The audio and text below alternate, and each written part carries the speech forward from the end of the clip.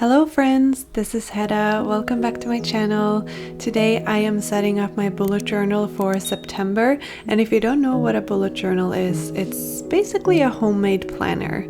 Before I start working on my spreads, I just want to show you the printable stickers and journaling kit that I've made for my Patreon this month, because I'm really pleased with how they turned out.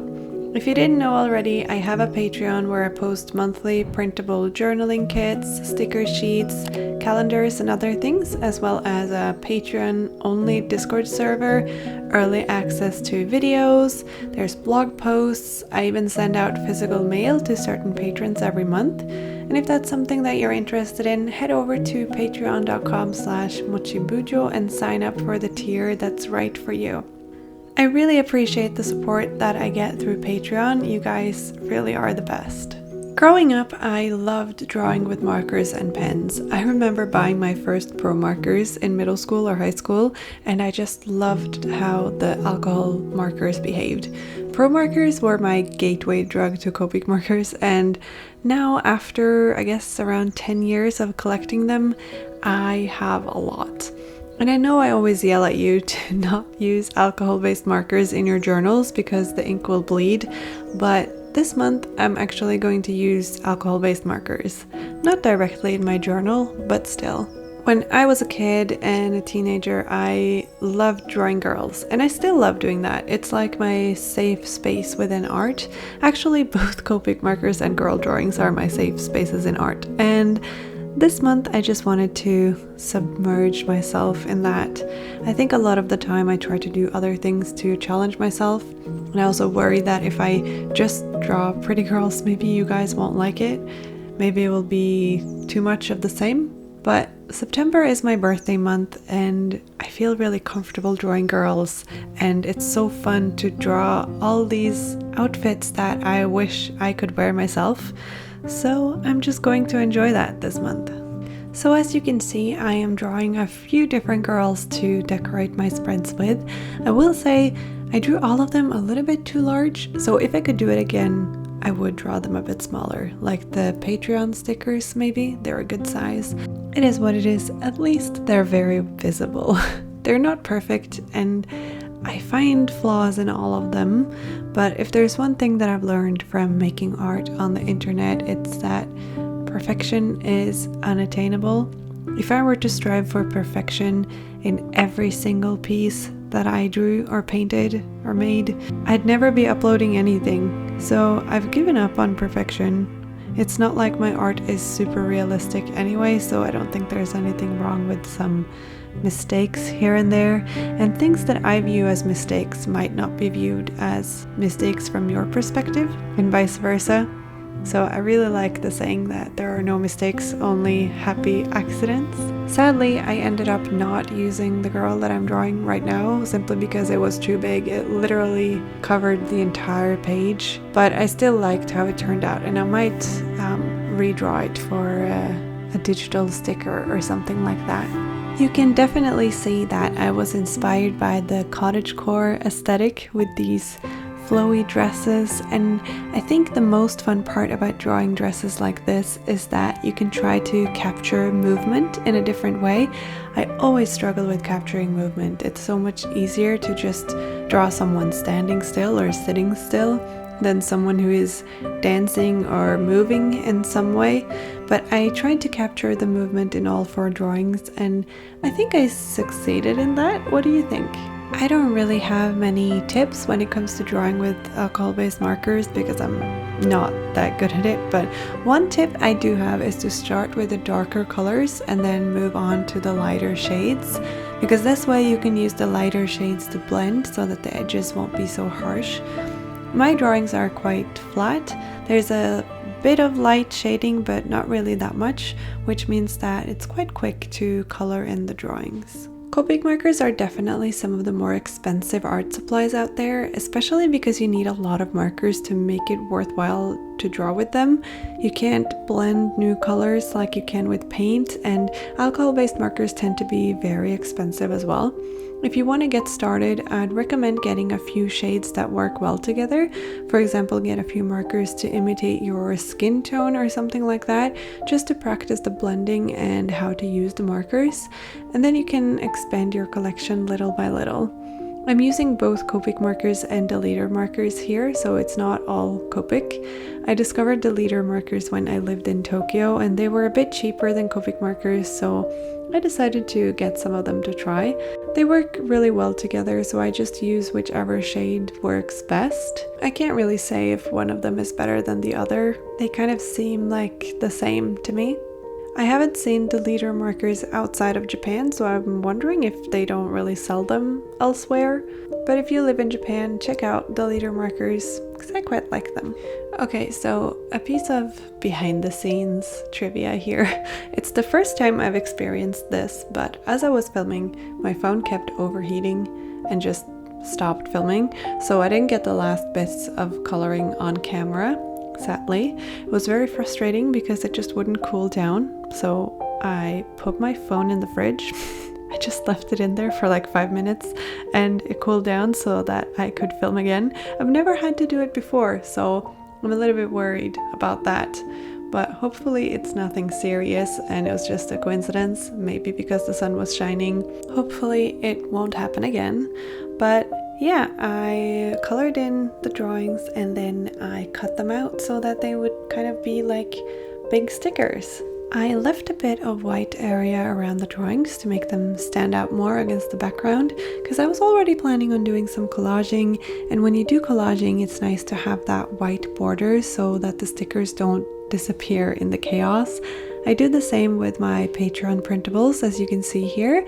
I cut out all the stickers and I even glued together the little envelope that comes with the journaling kit this month. There are 5 different girl stickers in cute cottagecore dresses, and I think I might turn the large drawings into printable stickers as well, or maybe even physical stickers. We'll see how that goes. Let me know if you want more girl stickers in my shop, because I love drawing girls, as you know. Okay, now let's get started on the actual journal spreads. I'm making 3 spreads in this video and they're all a bit much, so if you're into very minimal spreads, this video is not for you. Usually I sketch out my spreads before I make them, but since I'm collaging, I couldn't really do that, so in preparation for this video, I gathered a bunch of stationery that I thought I might want to use, so that's what you see here. There's a lot of stuff that my pen pals have sent me. There's stickers from small businesses like Together with KX and Vinka, which I'll leave a link to in the description box below, because I used a lot of stickers from Vinka in this setup. I also got sent some new washi tapes from the washi tape shop to try, so thank you so much for that.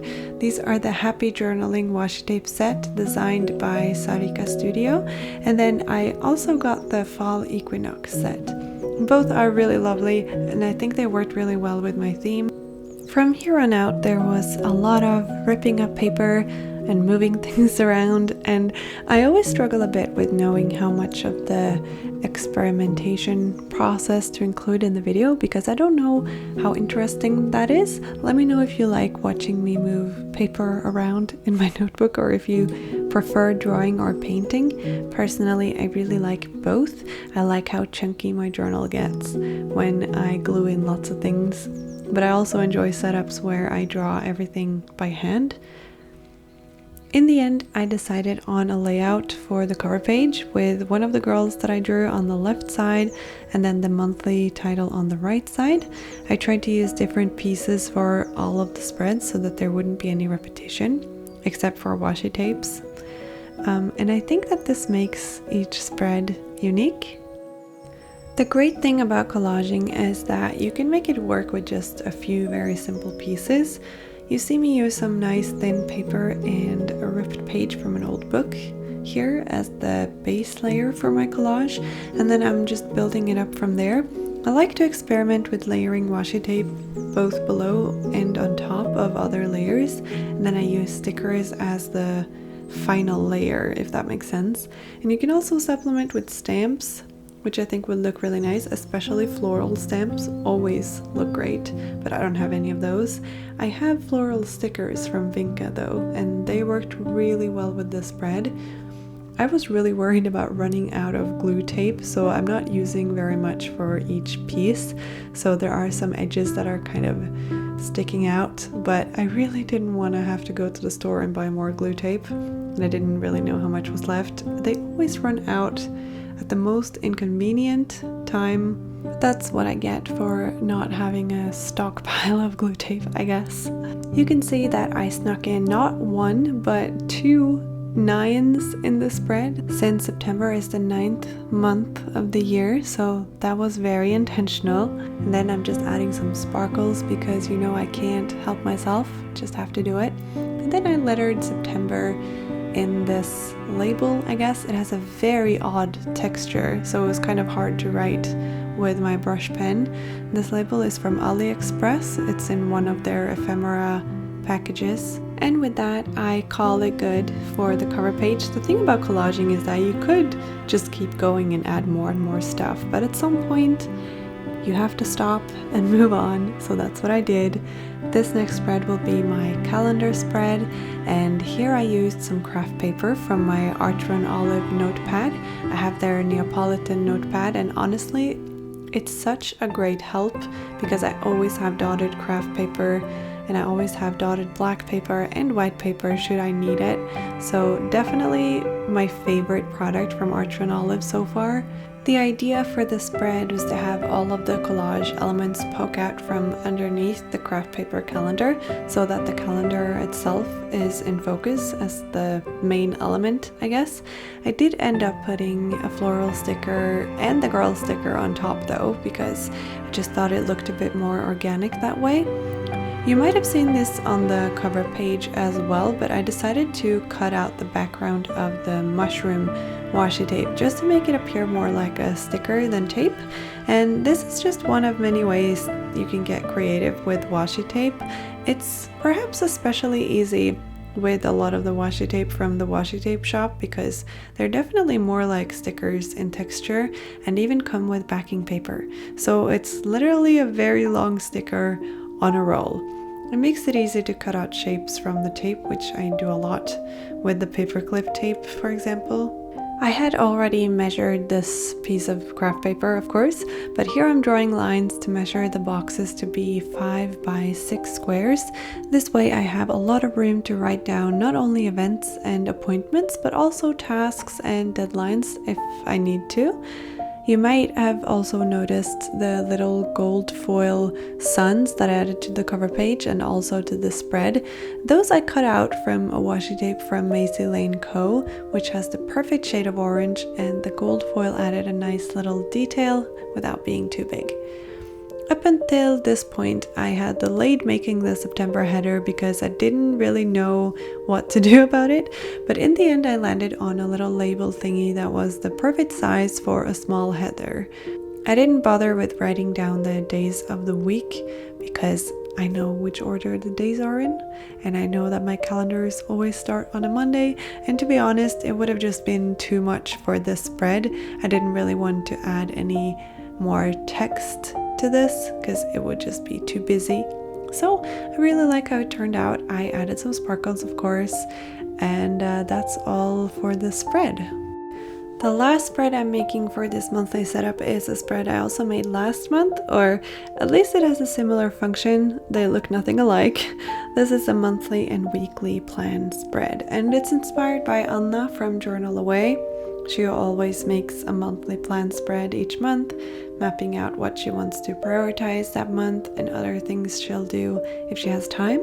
So on the left side, I'll have the prioritize and if I have time lists, and then on the right page, I'll have a simple weekly plan. I like working in weekly units like this, especially because I upload one video a week, so I can make those a weekly project, and then I move around other things that I need to do, like bookkeeping and emails and Instagram pictures and other stuff. I think it's quite funny that there is so much collage on the spread that the area that I can actually write on is really small compared to the notebook. Like, my notebook is already smaller than normal, and I purposefully made it even smaller, but hopefully this will work out okay.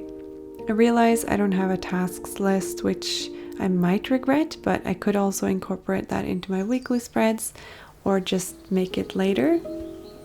I think that something I really enjoy about collaging like this is that there is no pressure to make straight lines or symmetrical spreads. Like, it's impossible to make things symmetrical when you only have one of each piece of paper or sticker, so it's much easier to let go and just place things randomly.